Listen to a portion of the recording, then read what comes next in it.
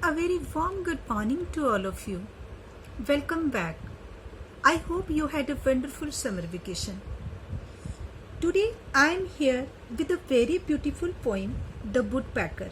It's chapter 4. This poem is written by Elizabeth Maddox Robert. So let's start this poem. I will explain this poem in Hindi, okay? So you can easily understand. So now let's start. Reading of the poem. The woodpecker pecked out a little round hole and made him a house in the telephone pole. In this poem, the tiny woodpecker had made himself a home. Woodpecker mean bird. तो ये woodpecker अपने लिए घर बना रहा है telephone पोल पे अपनी बीक के साथ. उसकी जो बीक होती है ना वो बहुत ही शार्प एंड पॉइंटेड होती है, तो उसके साथ वो कोशिश कर रहा है अपने लिए एक टेलीफोन पोल पे घर बनाने की. One day when I watched he poked out his head and he had on a hood and a collar of red. One day when I watched, when I mean here poet. poet से कि एक दिन जब मैंने उसको देखा, notice किया, watched mean notice किया. he poked out his head, वो अपनी हेड को मतलब जोर जोर से पुश कर रहा था किसकी तरफ, टेलीफोन पोल की तरफ. And he had on a hood and a collar of red. मुझे ऐसा दिख रहा था उसको देखकर कि उसने जैसे एक रेड कॉलर की शर्ट पहनी हुई हो. आपने देखा होगा कि वुडपेकर की जो ऊपर की नेक होती है वो रेड कलर की होती है, तो उसको देखकर ऐसा ही लगता है कि जैसे उसने कुछ रेड टाइप का शर्ट पहना हुआ है. You can see here, look at here कि तो दिख रहा है ना जैसे उसने की रेड टाइप की एक शर्ट पहनी हुई है, जैसे कोई कॉलर पहनी हुई है और हुड रखा हुआ अपने सिर पे, जैसे हुड होती है कैप वाला कोई शर्ट पहना हुआ है red. Next. When the streams of rain pour out of the sky and the sparkle of lightning go flashing by. When the streams, कहता है कि बारिश इतनी जोर से लगी, कंटिन्यू रेन हो रही है वहां पर, and the sparkles of light, lightning भी हो रही है, चमक रही है, बिजली चमक रही है, लेकिन वो वुडपेकर जो है वो अपना घर बनाने से पीछे नहीं हट रहा है. वो अपना घर बना रहा है क्योंकि उसको अपने लिए एक रहने के लिए एक अच्छा सा घर बनाना है. And the big big wheels of thunder roll, he can snuggle back in the telephone pole. कह रहा है कि इतनी जोर जोर से थंडरिंग हो रही है और फिर भी वो क्या कर रहा है, अपने लिए घर बना रहा है. लेकिन क्या कर रहा है, उसके बीच क्या कर रहा है, ही कैन स्नगल. स्नगल होता है एक कंफर्टेबल पोजीशन पे जाना, अपने लिए एक वार्म, एक ऐसी जगह ढूंढना जहां पे वो थोड़ी देर के लिए अपने आप को सेव भी कर सकता है बारिश से.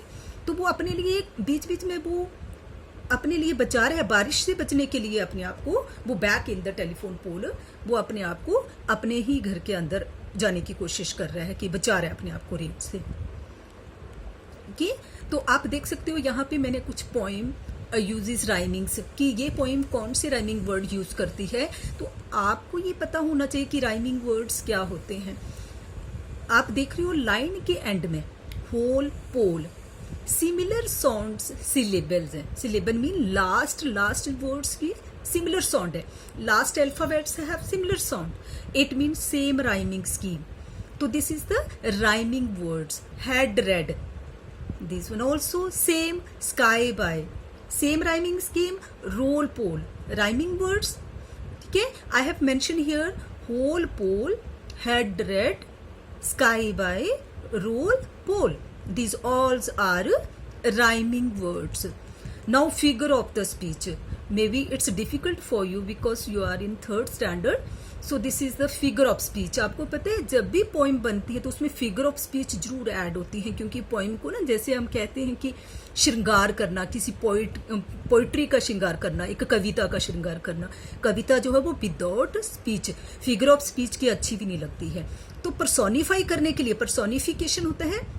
जैसे कि आपको मैंने बताया कि वुडपेकर एक बर्ड है, उसने भी एक आदमी की तरह शर्ट पहना हुआ है, हुड वाला शर्ट पहना हुआ है, रेड कॉलर हुड वाला शर्ट पहना हुआ है, तो उसको एक पर्सोनिफिकेशन किया गया है. पर्सोनिफिकेशन होता है similarity with the human being. And he had on a hood and a collar of red. मतलब लाइन 4 जो थी वो आपकी पर्सोनिफिकेशन किया गया था. मतलब अदरवाइज तो बर्ड्स को हम ये नहीं कह सकते कि किसी बर्ड ने एक आदमी की तरह शर्ट पहना हुआ है, हुड वाली शर्ट पहनी हुई है, लेकिन यहाँ पे उसको पर्सोनिफाई किया गया है कि उस चीज को थोड़ा सा हाईलाइट, थोड़ा सा अट्रैक्टिव करने के लिए, ताकि आपको पोएम जो है वो अच्छी लगे। नेक्स्ट है hard word with their meaning. I have already वैसे sent in your school apps की all hard word with their meanings you can see there. Woodpecker mean bird and packed, made a hole by tapping with the beak. Washed, notice करना, किसी भी चीज को note करना। poked, to push with pointed object, जैसे वो अपनी beak के साथ घर बनाता है ना, तो वो अपनी पॉइंटेड ऑब्जेक्ट, मतलब पॉइंटेड ऑब्जेक्ट यहाँ उसकी बीक को किया गया है वुडपेकर की। Stream of rain, continue rain हो रही है वहां पर। स्पार्कल, शाइनिंग्स है। एंड स्नगर, कंफर्टेबल पोजिशन, मतलब वापिस आना in comfortable position. Next question answer, it's a stanza comprehension है, so there is only one comprehension stanza. So I have write down 3 question here. How has woodpecker obtained its name? उसको उसका नाम कैसे मिला? तो they tap on the tree trunk with their strong beak and hole in wood. Wood में hole करता है, तो that's why he got his name woodpecker. Where did the woodpecker make its house?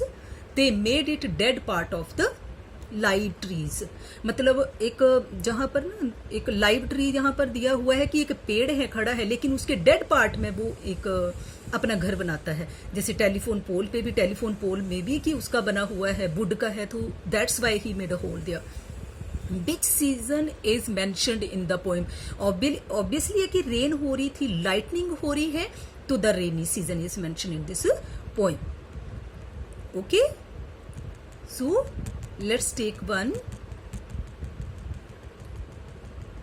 look. You can see here the whole poem. Okay, bye bye.